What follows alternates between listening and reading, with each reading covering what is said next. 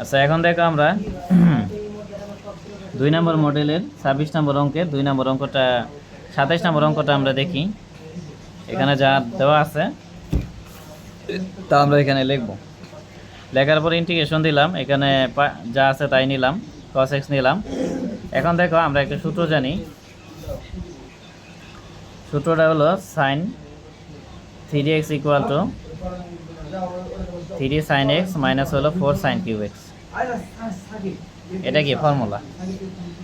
এই ফর্মুলা অনুসারে minus 4 sin cube x কে যদি এদিকে আনি প্লাস 4 sin কিউব x হবে, আর এখানে 3 sin x নিলাম, আর প্লাসটা এদিকে পাস করলে কি মাইনাস sin 3x হবে। তাহলে বিষয়টা কি বুঝাইতে পারছি? হ্যাঁ, এখন দেখো এখানে সূত্রে আছে 4 sin কিউব x, আর এখানে শুধু আছে sin কিউব x। তাহলে সূত্র মেলানোর জন্য একটা 4 নিতে হবে, 4 কে ব্যালেন্স করার জন্য কি 1/4 নিতে হবে, ঠিক আছে। আর এখানে dx dx নিলাম। এখন 1/4 কে সামনে আনলাম, এখানে যা আছে তাই নিলাম, আর 4 sin cube x, 4 sin cube x এর সূত্র হলো 3 sin x মাইনাস কি sin 3x। তাহলে আমরা নিব 3 sin x minus sin 3x, আর এখানে dx নিলাম। এখন 1/4 রাখলাম, এখানে যা আছে তাই নিলাম। এখন cos x এটা এবং এটা দুইটার সাথে আমরা কি গুণ করে দিব, আর এখানে dx dx নিলাম। এখন দেখো এখানে পদ আছে দুইটা পদের সাথে 1/4 ইন্টিগ্রেশন dx গুণ অবস্থায় আছে, এই জন্য এটার সাথেও আমরা এগুলা নিব, আর এটার সাথেও কি আমরা এই যে এই বিষয়গুলো নিব। বুঝাইতে পারছি? এখন 1/4 নিলাম, 3 এখানে 3টারে বের করে নিলাম, এখানে যা আছে তাই নিলাম। এখন দেখো এখানে sin x cos x, আমরা জানি যে 2 sin x cos x is equal to কি sin 2x। এটা কি ফর্মুলা? তাহলে ফর্মুলা অনুসারে এখানে sin x cos x আছে, তাহলে ফর্মুলা অনুসারে একটা 2 নিতে হবে সামনে, এই জন্য 2 নিলাম, 2 কে ব্যালেন্স করার জন্য হাফ নিলাম, আর এখানে dx নিলাম, তারপরে মাইনাস নিলাম, 1/4 নিলাম, এখানে যা আছে তাই নিলাম। এখন এখানে দেখো 3x কে a ধরবো আর x কে b ধরবো, তাহলে কি sin a cos b। আমরা জানি 2 sin a cos b equal to sin a plus b plus হলো sin a মাইনাস b। এখন সূত্রে মেলানোর জন্য সামনে কি একটা 2 নিতে হবে, এই জন্য আমরা সামনে একটা 2 নিছি, 2 কে ব্যালেন্স করার জন্য হাফ নিলাম, ঠিক আছে। আর এখানে যা আছে তাই। এখন এখানে 3 কে 3 আর নিচে হবে 4, আর এই যে 1/2 আছে এটারে বের করে নিব, তাহলে এখানে যা আছে তাই। আর 2 sin x cos x, তাহলে 2 sin x cos x এর সূত্র কি sin 2x, তাহলে sin 2x নিলাম, তারপর dx নিলাম, তারপরে মাইনাস নিলাম, 1/4 নিলাম, 1/2 কে আমরা বের করে নিলাম। তাহলে এখানে ইন্টিগ্রেশন দিলাম, তাহলে 2 sin a cos b, এটা সূত্র কি sin a plus b। 2 sin a cos b সূত্র কি sin a প্লাস b। তো a প্লাস b মানে এখানে কি বোঝাচ্ছে 3x আর x, তাহলে যোগ করলে কি 4x হবে। সূত্র অনুসারে প্লাস হলো sin a মাইনাস b, তাহলে প্লাস নিলাম sin a minus b। a minus b মানে কি 3x থেকে x বাদ দিলে 2x হবে, আর এখানে কি dx। তাহলে বিষয়টা বুঝাইতে পারছি? এখন 3 কে 3 4 দুগুণা কত 8, এই জন্য 3/8, আর এখানে যা আছে আমরা তাই নিব। নেওয়ার পরে এখানে 1 কে 1 4 দুগুণা 8, ঠিক আছে। তাহলে এটা নিলাম, নেওয়ার পরে এখানে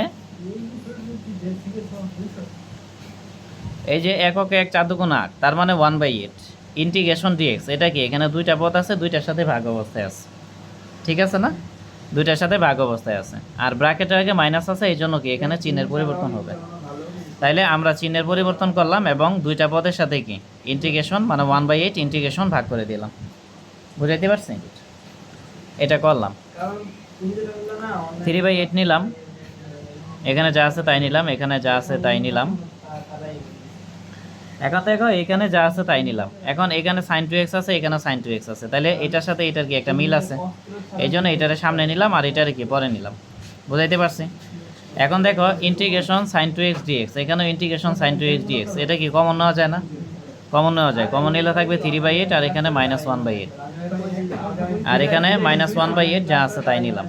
নেওয়ার পরে এটা যদি হিসাব করি তাহলে 1/4, আর ইন্টিগ্রেশন sin x dx, এটা সূত্র কি মাইনাস cos x, এখানে 2x-টাকে আমরা x ধরবো। এখন 2x কে যে x ধরছে এটা তো x না, সেজন্য এটাকে ddx করব। তাহলে 2x কে ddx করলে কত 2 হবে। এই 2টা কি করব ইন্টিগ্রেশনের ক্ষেত্রে আমরা ভাগ করে দেব, মাইনাস দিলাম, 1/8 নিলাম, তাহলে integration cos x integration sin x dx, এখানে 4x-টাকে x ধরবো। তাহলে ইন্টিগ্রেশন সাইন এক্স ডিএক্স এর মান কি মাইনাস কস এক্স। এখন এই যে 4x টাকে যে এক্স ধরছে এটা তো এক্স না, সেই জন্য এটাকে ডিডিএস করবো, তাহলে 4x কে ডিডিএস করলে 4। আর থার্ড ব্র্যাকেট ক্লোজ করব, ক্লোজ করে কি আপার লিমিট লোয়ার লিমিট নিব, আপার লিমিট লোয়ার লিমিট এখানে নিয়ে নিব। বুঝাইতে পারছি? তাহলে এটা হলো। এখন দেখো এখানে প্লাস এ মাইনাস এ মাইনাস 1 নিলাম, আর 4 দুগুণা কত 8। তাহলে মাইনাসটা যেহেতু নিয়ে নিচ্ছি তাহলে কি থাকবে cos 2x। তাহলে একবার x এর মান হবে π/4, π/4 নিলাম সূত্র মাইনাস, আরেকবার x এর মান কি 0 হবে। বুঝাইতে পারছি? তারপরে মাইনাস, এখানে দেখো মাইনাসে প্লাস 1 নিলাম, আর 4 আসছে কত 32, তাহলে থাকে cos 4x। এখন একবার x এর মান হবে π/4, এই জন্য x এর মান π/4 দিলাম, সূত্রে মাইনাস, আর এবার x এর মান কি হবে 0। এখন -1/8 নিলাম, তাহলে এটা ক্যালকুলেটর হিসাব করবা ডাইরেক্ট, পায়ের মান কত 180 ডিগ্রি, তাহলে এটা হিসাব করলে 0 আসবে। তারপরে মাইনাস দিব, এটা ক্যালকুলেটর হিসাব করলে 1 আসবে। তারপরে প্লাস দিব 1/32, এটা ক্যালকুলেটর হিসাব করবা, পায়ের মান 180 ধরে, তাহলে হিসাব করে -1 আসবে, আর এটা হিসাব করলে -1 আসবে। এখন দেখো এখানে 0-র কোনো দাম নাই, এটা বাদ, তাহলে মাইনাসে মাইনাসে প্লাস 1/8 এর সাথে 1 গুণ করলে কি 1/8, আর এখানে -1 -2, তাহলে এখানে প্লাস এখানে মাইনাস, প্লাসে মাইনাসে মাইনাস, আর এখানে 2 আর এখানে কি 1/32, সেটা হিসাব করলে 1/16 আসবে। তাহলে এটা ক্যালকুলেটর হিসাব করলে প্লাস 1/16 আসবে। তাহলে এটা বুঝাইতে পারছি কি না?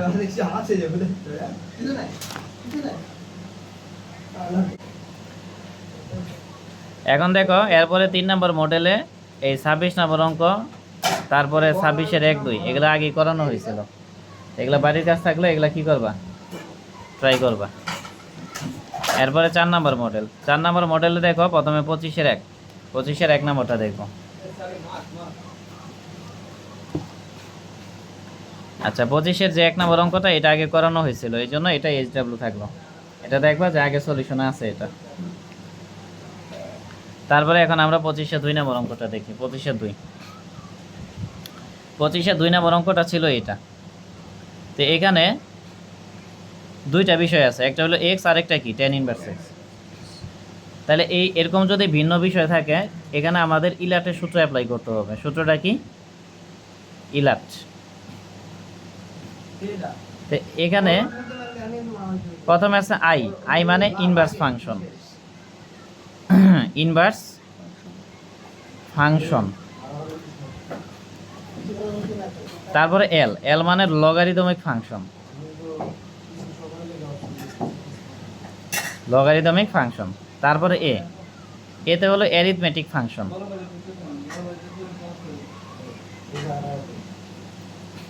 ইনভার্স ফাংশন মানে তো আমরা বুঝি X inverse 1, Y inverse 1, Z inverse 1 এগুলো। আর অ্যারিথমেটিক ফাংশন মানে কি এক্স ওয়াই জেড, মানে আমরা যেটা ক্লাস 6-7-এ করছি, X square plus B X plus C, S square plus Y square plus C, এরকম আর কি। আর ইনভার্স ফাংশন মানে ইনভার্স থাকবে আর কি, পাওয়ার -1 থাকবে বা পাওয়ার মাইনাস থাকবে। বুঝাইতে পারছি? তারপর হলো টিতে হলো ত্রিকোণমিতিক ফাংশন।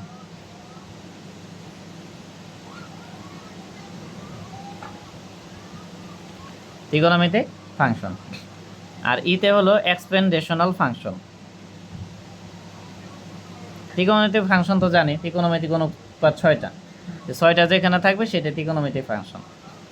আর তারপর হলো এক্সপেন্ডেশনাল ফাংশন। এক্সপেন্ডেশনাল ফাংশনের বৈশিষ্ট্য হলো ই টু দি পাওয়ার সামথিং থাকবে, মানে অবশ্যই ই থাকবে আর ই পাওয়ার সামথিং থাকবে, ই পাওয়ার +1 -1, মানে এনি কাইন্ড অফ বিষয় থাকতে পারে। মূল কথা হলো এক্সপেন্ডেশনাল ফাংশনে ই থাকবে। তাহলে এই ইলাটের যে রুলস এটা বুঝাইতে পারছি কিনা বলো, প্রশ্ন থাকলে বলতে পারো। এখন দেখো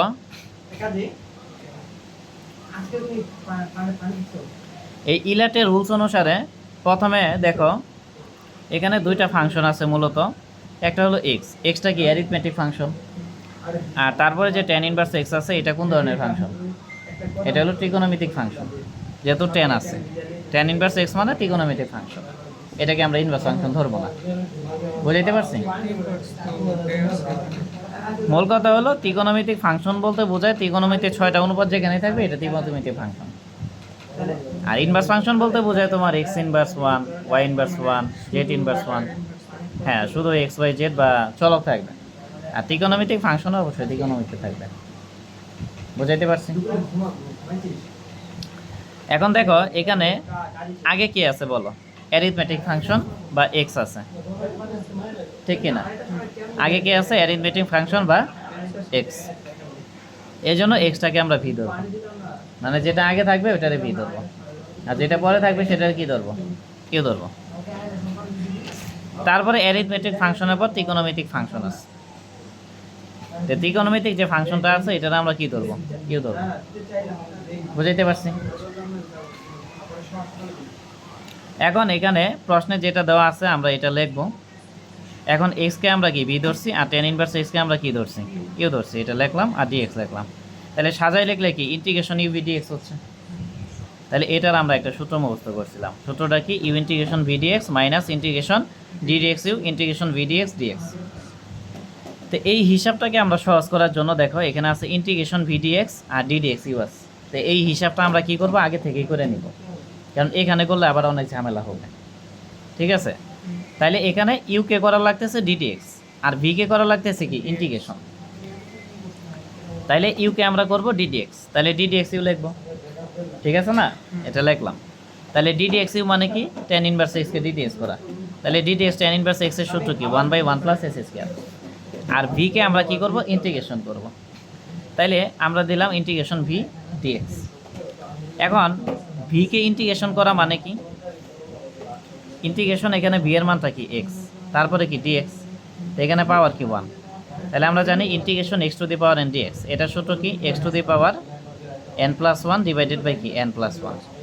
তাহলে 1 1 2, তাহলে 2 আছে নিচে আর উপরে কিছু নাই 1, আর এখানে কি এস স্কয়ার, 1 1 যোগ করলে 2 হবে এস স্কয়ার।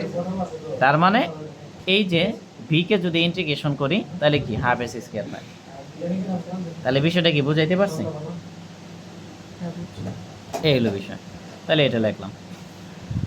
এখন ইউ এর মান কি টেন ইনভার্স এক্স, আর ভি কে যদি আমরা ইন্টিগ্রেশন করি তাহলে কি হাফ এস স্কয়ার হবে। তারপরে মাইনাস দিলাম, দেওয়ার পরে এখানে ইন্টিগ্রেশন রাখলাম, তাহলে ডিডিএক্স ইউ, ডিডিএক্স ইউ এর মান কত, ডিডিএক্স ইউ এর মান হলো 1/1 প্লাস এস স্কয়ার। ঠিক আছে, তাহলে ডিডিএক্স ইউ এর মান 1/1 প্লাস এস স্কয়ার নিলাম, আর ইন্টিগ্রেশন ভিডিএক্স, ইন্টিগ্রেশন ভিডিএক্স এর মান আমরা কি হাফ এস স্কয়ার পাইছি।